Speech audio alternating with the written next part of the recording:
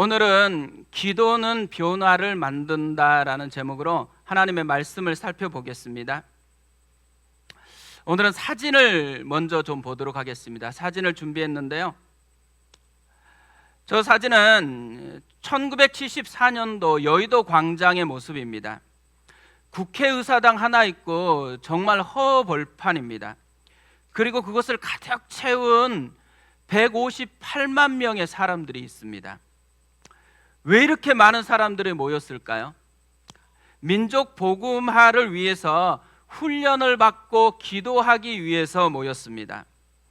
1974년 8월 13일부터 18일까지 엑스플로 74 집회가 열렸는데 그때 사진입니다. 엑스플로 74 집회는 원래 미국 달라스에서 열린 엑스플로 72 집회 마지막 날에 김중구 목사님이 1974년도에는 한국에서 30만 명이 모이는 엑스플로를 개최하겠다고 선언함으로 시작이 됐습니다. 이 소식을 듣고 전국의 CCC 간사님들이 정말 강하게 반대를 했다고 합니다. 너무 큰일이고 도저히 이것을 치를 수 없다라는 것이죠. 1973년 8월에 이런 모든 전국에 있는 간사님들을 모아가지고 경기도 입석수양관에서 모임을 가졌는데요. 이때 72여 명의 간사님들이 전지 2장에다가 엑스플로 74를 한국에서 유치할 수 없는 불가능한 이유들을 쭉 적기 시작했습니다. 다 모아봤더니만 74가지가 되었다고 합니다. 살펴보니까요, 이런 내용들이더라고요. 날씨, 수송, 식사, 교육, 재정, 시설, 교계의 반대, 좀 독특한 건데요. 김일성의 비난, 또 당국의 집회 불허, 교통마비, 주민의 반대, 그러니까 있을 모든 상황을 다 가지고 와서 반대를 한 거예요. 그런데 이들에게 이걸 보고서 김중구 목사님이 이런 질문을 던졌습니다. 여러분께 묻겠습니다. 민족 복음화는 하나님의 뜻입니까? 아닙니까? 민족 복음화가 하나님의 뜻이라면 방법 또한 하나님께 있습니다.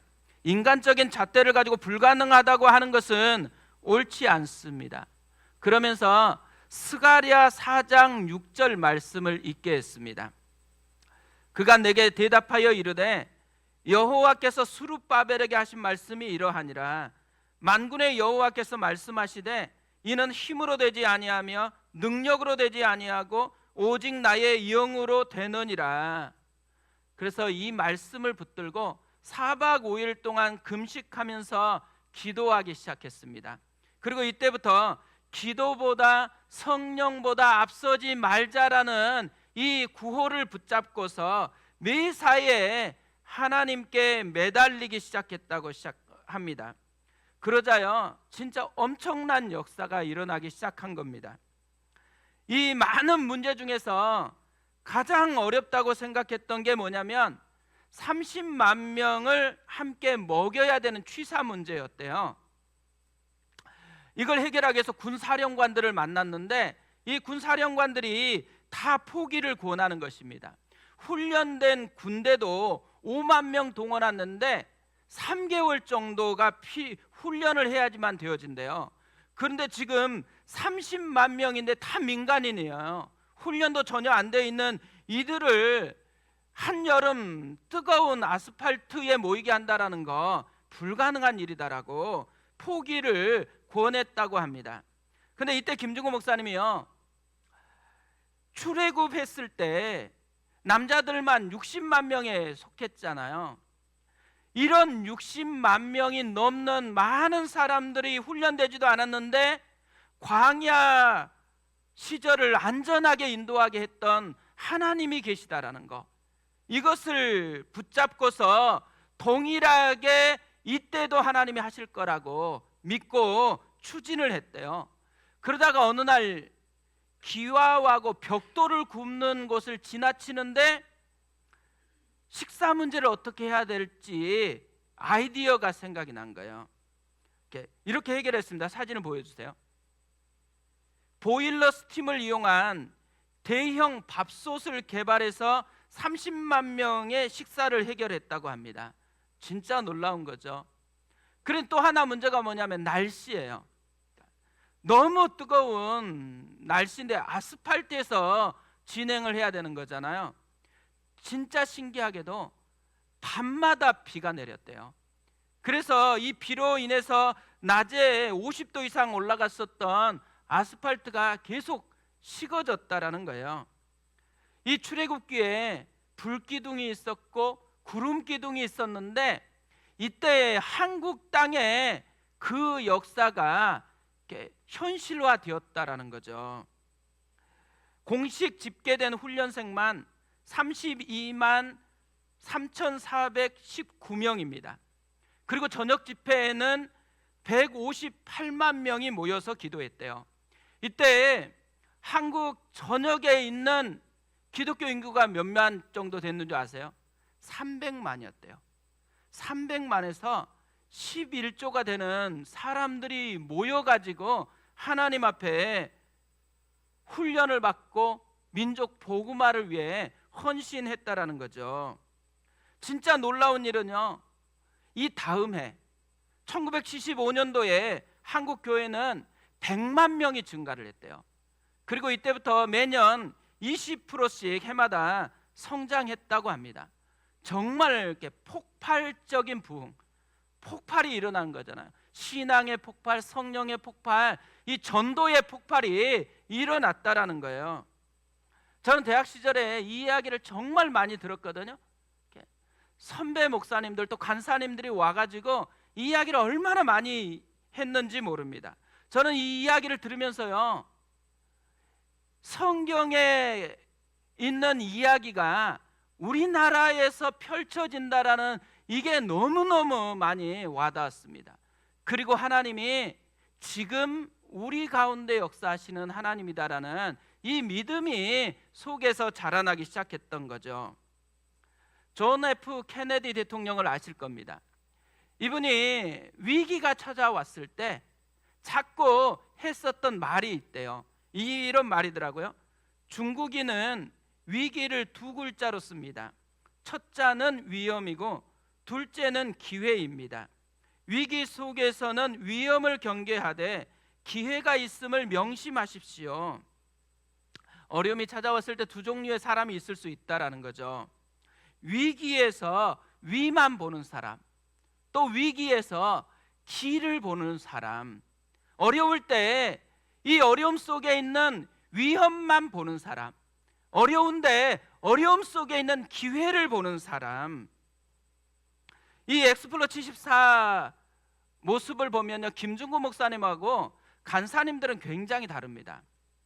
김중구 목사님은 왜 엑스플로 74를 한국에서 열겠다고 선포했겠어요? 어려움이 없을 거라고 생각한 것이 아니에요. 어려움은 분명히 찾아올 건데 어려움을 본 게 아니라 그 속에 있는 기회를 보고 있었던 거죠. 반면에 간사님들은 왜 반대했겠어요? 기회보다는 어려움밖에는 보이지 않았기 때문에 그런 거죠. 우리가 모두가 가지고 있는 공통점 하나가 있습니다. 다 인생에 어려움이 없는 사람은 없다라는 거예요. 그런데 차이가 있어요. 이 어려움에서 위험만 보느냐, 이 어려움 속에서 기회를 보느냐, 굉장히 큰 차이가 나는 거죠. 느헤미야를 우리가 살펴보고 있는데 느헤미야는 어떤 사람이었을까요? 느헤미야는 이 위기 속에서 기회를 보았던 사람입니다. 변화가 가능하다라는 것을 마음에 품었던 거죠. 그래서 울기만 한 게 아니에요. 슬퍼하기만 한 게 아니라 금식하면서 기도하기 시작한 거죠. 그리고 이런 기도는 엄청난 변화를 만들어냈습니다. 52일 만에 무너졌던 성벽과 성문이 다 고쳐지게 되었습니다. 느헤미야의 모습을 보면요, 느헤미야 속에 기도는 진짜 변화를 만드는 실제적인 무기였다라는 거예요. 저는 근데 이 모습이 굉장히 도전이 됐습니다. 우리도 기도에 대해서 얼마나 많이 듣고 알아요. 그런데 기도에 대해서 아는데도 불구하고 그 기도가 내 삶의 실제적인 무기로 작동되는 사람이 있는가 하면 그 기도가 장식품인 그런 사람이 있다라는 것이죠. 저는 우리가요, 내가 알고 있는 이 기도가 내 삶의 느헤미야처럼 무기로 실제적으로 작동하는 그런 사람이 되어졌으면 참 좋겠습니다. 느헤미야는 어떻게 기도가 실제적인 무기가 될 수 있었을까요? 오늘은 그것을 좀 살펴보려고 하는데요, 느헤미야를 살펴보면요, 이런 변화를 만들 수 있는 기도를 하게 되는데 이 비결이 어디에 있느냐, 전체적으로 묵상해 보면은 보는 것이 바뀌는 것에서 기도가 시작했기 때문이라고 생각을 합니다. 느헤미야 기도에 뚜렷한 특징이 있어요. 보는 것이 바뀌었다라는 거예요. 먼저 느헤미야는 변화를 만드시는 하나님을 바라보기 시작합니다. 느헤미야가 어려운 상황에 시선을 몰두한 게 아니에요. 무너져 있는 성벽이나 성문에 그의 시선이 집중되지 않았습니다. 그리고 자기 자신 연약하고 뭘 할 수 있는 능력이 없는 자기에게도 시선을 둔 게 아니더라고요. 느헤미야는 모든 시선을 오직 하나님께 집중하고 있는 것을 우리가 보게 되어집니다. 이 느헤미야의 기도 내용을 보면요, 하나님을 찾는 것으로 가득 차 있어요. 기도의 시작부터 그러죠. 5절에 이렇게 되어 있어요. 이르되 하늘의 하나님 여호와 크고 두려우신 하나님이여, 주를 사랑하고 주의 계명을 지키는 자에게 언약을 지키시며 긍휼을 베푸시는 주여 간구하나이다. 어떻게 기도를 시작해요? 하나님을 부르며 시작해요. 근데 그가 부르는 하나님이 어떤 분이에요? 하늘의 하나님, 크고 두려우신 하나님입니다. 무슨 말이에요? 변화를 만들어낼 수 있는 능력을 가지고 있는 하나님이라는 것이죠. 그러니까 눈앞에 펼쳐져 있는 상황은 막막하잖아요. 답답하잖아요. 그리고 자기는 이걸 해결할 수 있는 능력이 없어요. 무력해요. 그런데 그걸 보는 것이 아니고 이런 현실을 변화로 바꿀 수 있는 하나님을 그는 바라보고 기도를 시작하고 있다라는 거죠. 그럴 뿐만 아니라 그는 긍휼을 베푸시는 하나님께 기도합니다. 그러니까 변화를 만들려면 적어도 두 가지는 충족이 돼야 돼요. 하나는 변화를 만들 수 있는 힘이 있어야 돼요. 뿐만 아니라 변화를 만들어내고자 하는 마음이 있어야 되는 거거든요. 그런데 지금 느헤미야가 보고 있는 하나님은 이 두 가지 조건을 충족한다는, 힘이 있어요. 뿐만 아니라 뭐예요? 긍휼을 베푸시는 하나님, 이걸 고치고 싶어 하시는 마음이 계신 분이다라는 거죠. 느헤미야는요, 이렇게 변화를 만들어내시는 하나님을 바라보는 것으로 기도를 시작하고 있다라는 거예요. 그뿐만 아니라 느헤미야가 바라보고 있는 하나님은 또 다른 모습이 있습니다. 약속을 지키시는 분이라는 거예요. 9절을 보세요. 만일 내게로 돌아와 내 계명을 지켜 행하면 너희가 쫓긴 자가 하늘 끝에 있을지라도 내가 거기서부터 그들을 모아 내 이름을 두리고 택한 곳에 돌아오게 하리라 하신 말씀을 이제 청하건대 기억하옵소서. 그러니까 느헤미야 기도의 핵심이 뭐예요? 말씀을 기억해 달라는 것이었어요. 그러니까 느헤미야 기도는 생각보다 쉽습니다. 우리 기도와 조금 다르죠. 우리가 기도했다면 어떻게 기도하겠어요?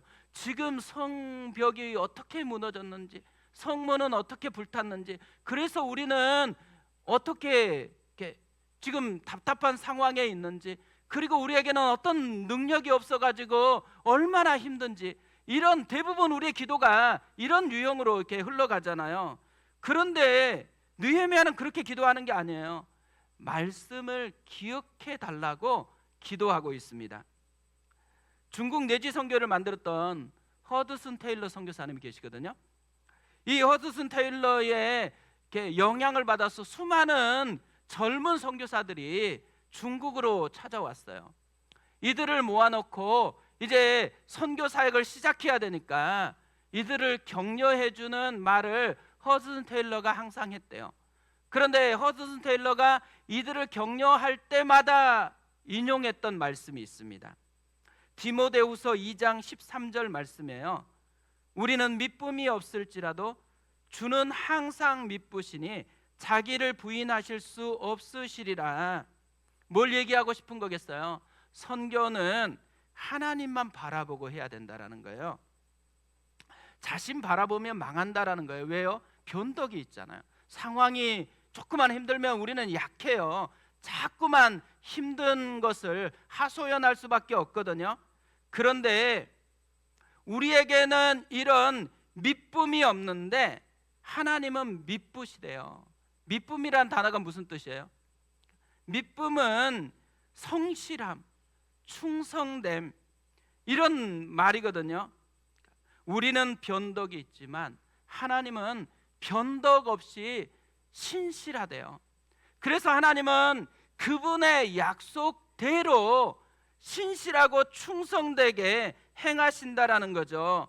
그렇기 때문에 선교를 하든 우리가 신앙생활을 하든 붙들 게 뭐예요? 우리 자신이 아니고 상황이 아니고 약속의 말씀. 이 약속의 말씀을 지키시는 충성되신 하나님을 붙잡고 우리가 살아가야 된다라는 것이죠. 저는 이 이야기를 종종 생각하거든요. 목회를 하다가 좀 지치거나 힘들 때 이 말씀을 생각합니다. 그러면서 굉장히 위로를 받아요. 우리가 연약할 때, 자꾸만 무너질 때 보면 뭘 붙들기 때문에 연약하고 무너지고 흔들려요? 나를 붙들거나 상황을 붙들기 때문에 그렇잖아요. 그런데 우리가 붙들어야 될 것은 내 연약함이 아니고 충성되신 신실하신 하나님을 붙들라는 것이니까 다시 일어설 수 있는 힘이 여기에 있다라는 생각을 갖습니다. 우리가 흔들릴 때마다 점검해야 될 게 뭐냐면 내가 붙들고 있는 게 뭔지를 점검해야 된다라는 거죠. 그뿐만 아니라요, 느헤미야가 보는 것이 정말 바뀌었구나, 이걸 보여주는 것이 이 기도의 내용을 보면 잘 알 수 있어요. 이 느헤미야의 기도의 특징 중에 하나가 뭐냐면 계속해서 반복하는 표현이 등장한다라는 거예요. 어떤 표현일까요? 주라는 표현입니다. 주. 6절을 보세요. 이제 종이 주의 종들인 이스라엘 자손을 위하여 주야로 기도하오며 우리 이스라엘 자손이 주께 범죄한 죄들을 자복하오니 주는 귀를 기울이시며 눈을 여시사 종의 기도를 들으시옵소서. 나와 내 아버지의 집이 범죄하여, 한 절 짧잖아요. 근데 3번이나 지금 반복하고 있어요.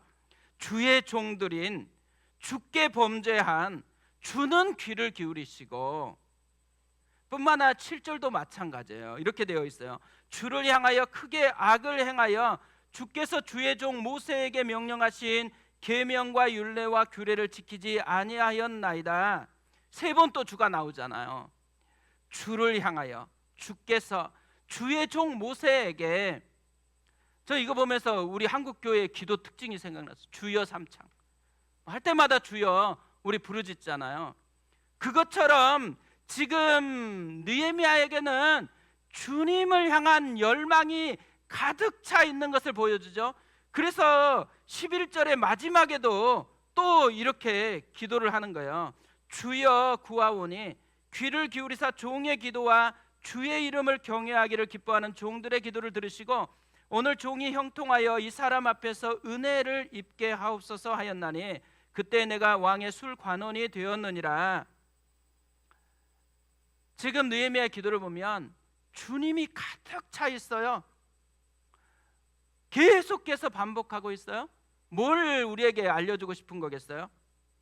느헤미야는 지금 그만큼 모든 시선을 주님께 집중하고 있다라는 것을 보여주고 있는 거죠. 느헤미야 기도를 살펴보면요, 기도 내용보다 훨씬 중요한 게 있다라는 것을 우리에게 보여주는 거예요. 주님께 집중하고 있느냐, 그렇지 않느냐가 훨씬 기도에서 중요하다라는 거죠. 사실 우리가 우리의 삶을 돌아보면 우리 삶에서 신앙의 문제에 뭐가 이 문제를 이렇게 자꾸 끌고 가게 하나 보면요, 보는 것이 잘못됐을 때, 이럴 때가 참 많다라는 거예요.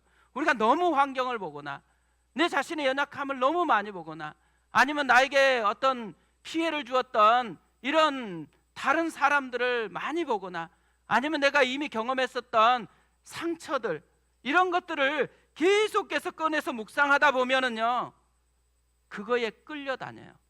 그런데 우리가 그때에 진짜 보아야 될 게 있어요. 하나님을 보아야죠. 변화를 만드시는 하나님을 보아야 되죠. 긍휼에 풍성하신 하나님을 보아야 되잖아요. 약속에 신실하신 하나님을 보아야죠.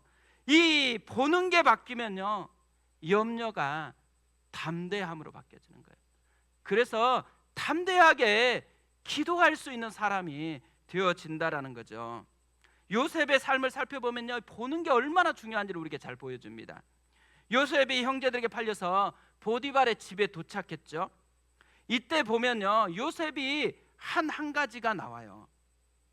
이것이 요셉의 인생을 바꿔놨습니다. 보는 것을 바꾸는 것이었어요. 요셉이 자신을 팔았던 형들을 만났을 때 이것을 우리에게 보여주는데요, 창세기 45장 5절에서 이렇게 말합니다. 당신들이 나를 이곳에 팔았다고 해서 근심하지 마소서, 한탄하지 마소서. 하나님이 생명을 구원하시려고 나를 당신들보다 먼저 보내셨나이다. 그리고 또 아버지 야곱이 죽으니까 형들이 불안해가지고 요셉에게 또 찾아오잖아요. 그때 또 다시 요셉이 한 말이 있어요. 창세기 50장 20절에서 이렇게 말합니다. 당신들은 나를 헤아려 하였으나 하나님은 그것을 손으로 바꾸사 오늘과 같이 많은 백성의 생명을 구원하게 하시려 하셨나니. 뭘 보여줘요? 요셉은 상처를 보는 대신에 하나님을 보는데 집중했다라는 것을 보여주는 거죠. 그렇다고 오해하면 안 됩니다. 이 요셉이 감정도 없이 로봇처럼 바로 하나님을 보았냐? 그렇지 않아요. 그런 사람이 어디 있겠어요? 요셉은요, 치열하게 보는 것을 바꾸는 싸움을 한 것입니다.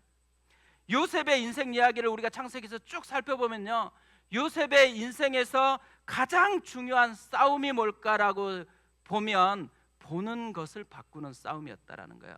이 보는 것이 바뀜으로 인해서 요셉의 인생이 형통을 경험하는, 하나님의 임재와 역사를 경험하는 삶으로 바뀌었다라는 거죠.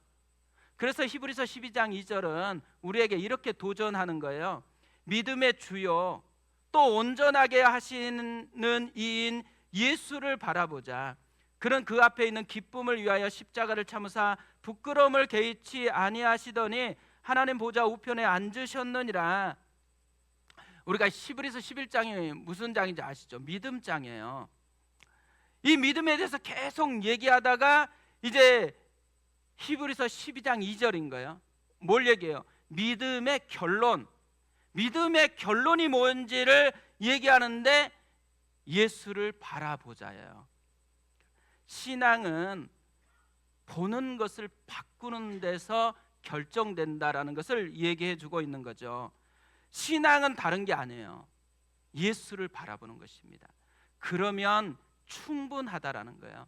내가 어려움이 있을 때, 내가 마음이 답답할 때, 힘들 때 해야 될 게 뭐예요? 보는 걸 바꾸는 거예요. 예수를 바라보는 거예요. 예수님이 어떻게 행하셨는지, 예수님이 누구신지 그분을 바라보는 거예요. 그분을 힘입으면은 우리 안에 그분의 능력이 내 사건이 되어진다라는 것이죠. 우리가 자주 부르는 찬양이 있잖아요. 시선이라는 찬양입니다. 내게로부터 눈을 들어 주를 보기 시작할 때 주의 일을 보겠네. 내 작은 마음 돌이키사 하늘의 꿈 꾸게 하네. 주님을 볼 때 모든 시선을 주님께 드리고 살아계신 하나님을 느낄 때 내 삶은 주의 역사가 되고 하나님이 일하기 시작하네. 보는 게 바뀌면 하나님의 일하심을 우리의 사건으로 경험한다라는 거죠. 우리가 보는 것이 바뀌는 은혜를 받았으면 좋겠습니다. 우리가 주님을 바라보고 주님을 내 삶에서 경험하는 그런 은혜가 우리의 사건 되어졌으면 좋겠습니다. 또 오늘 말씀을 묵상하는데요, 느헤미야가 본 게 또 하나가 보이더라고요. 그건 뭐냐면 하나님이 무엇을 좋아하는가를 보고 있더라고요. 우리가 기도할 때 우리 기도를 살펴보세요. 우리의 기도 대부분은 내가 좋아하는 것을 찾는 겁니다. 내가 필요한 것을 하나님 앞에 구하는 게 우리의 대부분의 기도 내용이잖아요. 그런데 느헤미야는요, 자기가 좋아하는 것이나 자기가 필요한 걸 구하는 게 아니에요. 하나님이 좋아하는 게 뭔지를 알고 그것을 기도로 연결시키고 있는 거죠. 하나님이 좋아하는 게 뭐였을까요? 느헤미야가 발견한 것은요, 탓하는 게 아니라 책임지는 삶이에요. 6절에 이렇게 되어 있습니다. 이제 종이 주의 종들인 이스라엘 자손을 위하여 주야로 기도하오며 우리 이스라엘 자손이 주께 범죄한 죄들을 자복하오니 주는 귀를 기울이시며 눈을 여시사 종의 기도를 들으시옵소서. 나와 내 아버지의 집이 범죄하여. 지금 느헤미야는 우리 조상 탓이다 말하지 않아요. 또 당신들의 잘못이다 얘기하는 게 아니에요. 나와 내 아버지의 집이 범죄해서. 뭘 얘기하는 거예요? 탓하는 대신에 책임지는 삶을 살아가겠다고 하나님 앞에 마음을 보여주고 있는 것이죠. 그러다 보니까 느헤미야의 기도의 결론이 바뀌어요. 11절에 이렇게 되어 있습니다. 주여 구하오니 귀를 기울이사 종의 기도와 주의 이름을 경외하기를 기뻐하는 종들의 기도를 들으시고 오늘 종이 형통하여 이 사람 앞에서 은혜를 입게 하옵소서 하였나니 그때에 내가 왕의 술관원이 되었느니라. 결론이 뭐예요? 이 사람 앞에서 은혜를 입게 해달라는 거죠. 무슨 말이에요? 내가 헌신해 보겠다라는 얘기인 거죠. 이 무너진 것을 다시 세우기 위해서 그렇게 애써서 올라간 이 술관원장이라는 직업이 주는 혜택, 이걸 내려놓고 내가 그 책임을 한번 져보겠다고 헌신하고 있는 기도가 그의 결론입니다. 저는 이런 느헤미야를 보는데요, 이사야 53장 4절에서 7절에 드러나 있는 예수님에 대한 이야기가 생각이 났어요. 이렇게 되어 있습니다. 그는 실로 우리의 질고를 지고 우리의 슬픔을 당하였거늘 우리는 생각하기를 그는 징벌을 받아 하나님께 맞으며 고난을 당한다 하였노라. 그가 찔림은 우리의 허물 때문이요 그가 상함은 우리의 죄악 때문이라. 그가 징계를 받음으로 우리는 평화를 누리고 그가 채찍에 맞음으로 우리는 나음을 받았도다. 우리는 다 양 같아서 그릇 행하여 각기 제 길로 갔거늘 여호와께서는 우리 모두의 죄악을 그에게 담당시키셨도다. 뭘 얘기하는 거예요? 예수님이 우리를 대신해서 십자가에서 죽으셨다라는 얘기인 거잖아요. 예수님은 우리 죄를 자신이 책임져 주었다라는 것을 우리에게 알려주고 있습니다. 그리고 7절은 이렇게 이야기를 해요. 그가 곤욕을 당하여 괴로울 때에도 그의 입을 열지 아니하였음이며 마치 도수장으로 끌려가는 어린 양과 털 깎는 자 앞에서 잠잠한 양같이 그의 입을 열지 아니하였도다. 무슨 얘기예요? 탓하지 않았다라는 거예요. 예수님은요, 탓하는 대신에 자신이 책임을 졌어요. 예수님이 탓하지 않고 책임져 주었던 은혜가 우리를 하나님의 자녀로 만들었습니다. 예수님이 탓하지 않고 책임져 주었던 그 은혜 때문에 오늘 이 자리에 우리가 예배 드릴 수 있는 특권을 소유하게 되었다라는 거죠. 탓하는 것으로는요, 문제가 전혀 해결되지 않습니다. 책임지는 사람이 있을 때 문제가 해결되어지는 거죠. 우리도 느헤미야처럼 예수님처럼 탓하는 인생이 아니라 책임지고 기도하는 인생으로 전환되어졌으면 좋겠습니다. 최근에 우리가 가을 금요 성령 집회를 했잖아요. 마지막 날에 한 성도님이 기도 부탁을 해 오셨어요. 토하고 어지러워서 이비인후과를 갔는데 이상은 없어서 뇌 쪽을 확인해 보라고 하면서 대학병원 응급실에 왔대요. 그래서 기도해 달라는 내용이었습니다. 그래서 우리가 함께 간절하게 기도했었거든요. 근데 주일날 만났더니만 진짜 놀라운 소식을 전해주는 것입니다. 조울증이 흔적만 남기고 사라졌다라는 거예요. 그리고 이 흔적이 MRI에 그대로 남아있다라고 얘기를 하는 것입니다. 진짜 놀라운 기적이 일어난 거잖아요. 저는 이 이야기 듣고 진짜 감사했거든요. 그리고 너무너무 격려가 됐습니다. 지금도 여전히 기도는 우리 현실에서 무기가 되고 있다는 것을 보여주고 있는 생생함이잖아요. 그러면서도 지금도 기도하고 있는데 아직 완치가 되지 않는 분, 또 어려움 가운데 있는데 계속 기도하고 있는 분들, 이분들을 생각하면서 여전히 기도는 유효하다는 거, 여전히 기도는 역사한다라는, 그렇기 때문에 다시 힘을 내서 기도할 수 있게 하는 격려가 됐거든요. 제가 오늘 설교를 준비하다가 다시 이 이야기가 생각이 났어요. 그런데 곰곰이 생각해 보니까 새로운 초점이 보이는 거예요. 저는 기도 응답에 되게 감격했잖아요. 그런데 기도 응답이 찾아오는 것이 기적이 아니라 기도 자체가 기적이구나라는 생각이 들어진 겁니다. 기도한다라는 것은요, 이미 우리 안에 기적이 일어났어요. 어떤 기적이 일어났어요? 보는 게 달라졌어요. 우리가 영향받는 게 달라졌어요. 또 기도함을 통해서 우리 속에는 변화를 만드시는 하나님의 역사, 위험이 아니고 기회를 보는 이런 모습이 우리 가운데 일어나게 되었다라는 거죠. 우리 자체가 변화가 되었어요. 그러니까 기도가 응답 때문에 기적이 아니고 기도 자체가 기적이다라는 생각이 들어진 겁니다. 우리가 이번 한 주간 기도하셨으면 좋겠습니다.